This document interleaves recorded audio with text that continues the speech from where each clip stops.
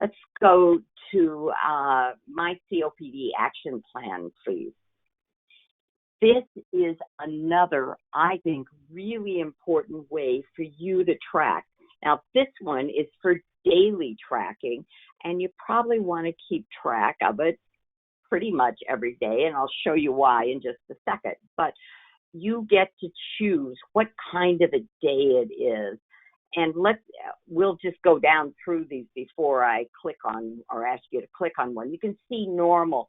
Everything is pretty normal activity, eating. Then a bad day, you have a fever, you're using more medication, you have more mucus, you're more tired, you have ankle swelling, more breathlessness, or you're catching a cold. You could check any of those. Or if it's a really bad day and you need help right away, and sometimes this is where the caregiver can help too. I'm confused. You may not be able at this point to use the app, but your caregiver can. You have shortness of breath, severe shortness of breath or chest pain. You have blue color around your fingers or lips, or you're coughing up blood. Now, you get to choose every single day. Let's say that I am more tired than normal or have trouble sleeping, and I am more breathless than normal. If you could check those for me, Vinny, that's great. Okay, now you're going to see next, please. You're going to see what kind of actions you want to think about. You're going to limit your activity and maybe use pursed lip breathing. You're going to take your regular medication. You're going to report these changes to your doctor, and you may start special medications that have been prearranged with your doctor. But I like this because it doesn't have you just say, well, it's not such a good day. It actually gives you the kinds of things that you should do. And if you've got a caregiver with you who may not be as familiar as you are, this really can help them. Let's go back now, Vinny, and let's check one of the things in the really bad day box if we can, please. Let's say I have blue color around my lips or fingers. And then go to next, please. Call 911 right away and start your medication.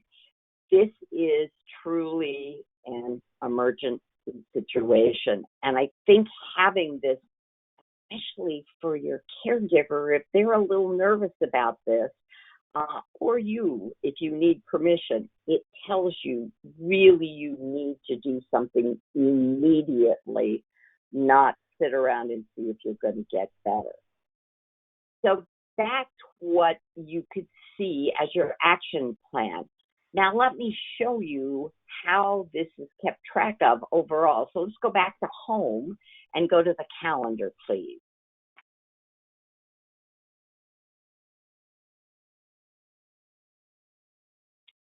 Okay, can we see a whole bigger calendar? There we go, thanks. All right, Vinny very nicely kept track of pretty much every day in October.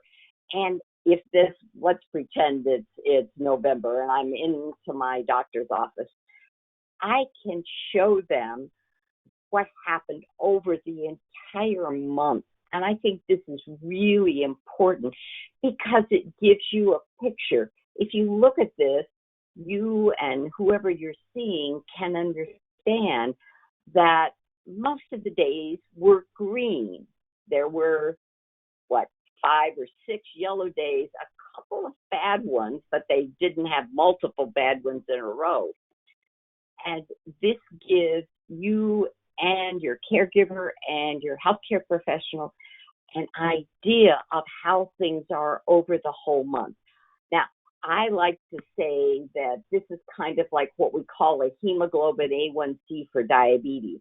Those of you who know about diabetes know that we can draw a blood test and it tells you how you've done over the last almost 3 months.